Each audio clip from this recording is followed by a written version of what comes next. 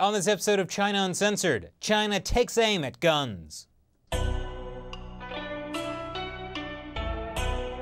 Hi, welcome to China Uncensored. I'm your host, Chris Chappell, and this is 18-year-old Liu Dawei. He will be spending the rest of his life in a Chinese prison. Why? Because the judge let him off easy for being a teenager, even though he wanted to give Liu the death penalty. So what heinous crime did this young man commit?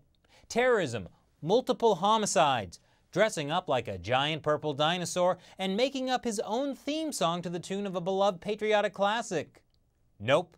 He ordered fake guns online. Not real guns, replicas. 24 to be exact, from a Taiwanese store. But that shipment never arrived because it was intercepted by authorities.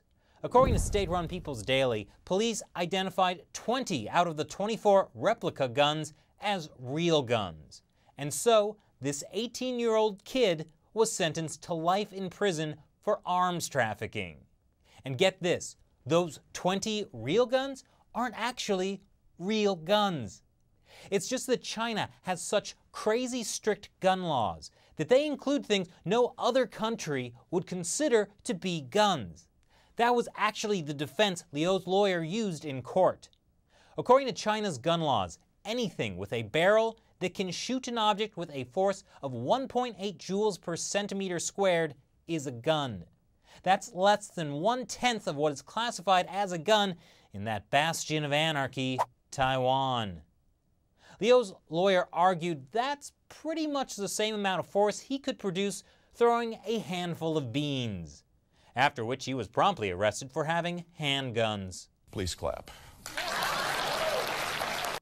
Okay, that last part was a joke, but it is true that in China, an object that could shoot a projectile with as much force as throwing a handful of beans is considered in the same league as a Magnum.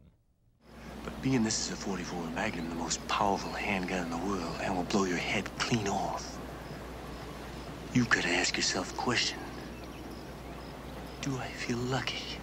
Liu most definitely was not lucky, and his plea to the judge to shoot me dead with the guns I bought, if I die, I'll admit I'm guilty, probably missed the mark. Now, Liu was arrested in 2014. His family has appealed the ruling and are awaiting a final verdict. Their appeal was accepted for review by a higher court earlier this month. As I said, China has some of the toughest gun control laws in the world. Private gun ownership is banned, and that includes rifles, pistols, and even replica guns. Simply possessing a single gun can get you a 3-year prison sentence. An actual gun crime typically means execution. Of course, rule of law is a mercurial thing in China. Liu got a life sentence for buying replica guns, but this guy only got 12 years for running an entire online gun store. Mao Zedong famously said, political power grows out of the barrel of a gun. And so, once they got political power, the Chinese Communist Party made sure to take those guns out of the hands of the people. But there's one thing Mao couldn't have predicted. A lot of Chinese people think guns are really cool. At least that's if you go by the increasing gun tourism industry targeting Chinese travelers. No pun intended. For a change. Chinese tourists flock to the United States for a chance to shoot a live weapon at a gun range. Although, according to the state-run China Daily, some people have complained that Chinese tourists at gun clubs have not been careful, taking pictures and pointing the guns at other people. Well, that's not very polite. And although it's super illegal to own a gun in China, it actually seems to be pretty easy to buy one, if you want to take that risk. You can go to the dark web and get guns shipped from overseas in pieces like this reporter found. Or just Google it like this reporter did. So how will the Communist Party handle the increasing fascination with guns? And what do you think of Liu Dawei's sentence? I know they smuggle bear paws into China as medicine, but should they have the right to bear arms? Leave your comments below. Thanks for watching this episode of China Uncensored. Once again, I'm Chris Chappell. See you next time.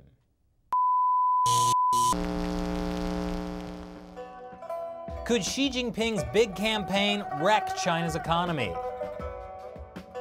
Welcome to the Danger Zone.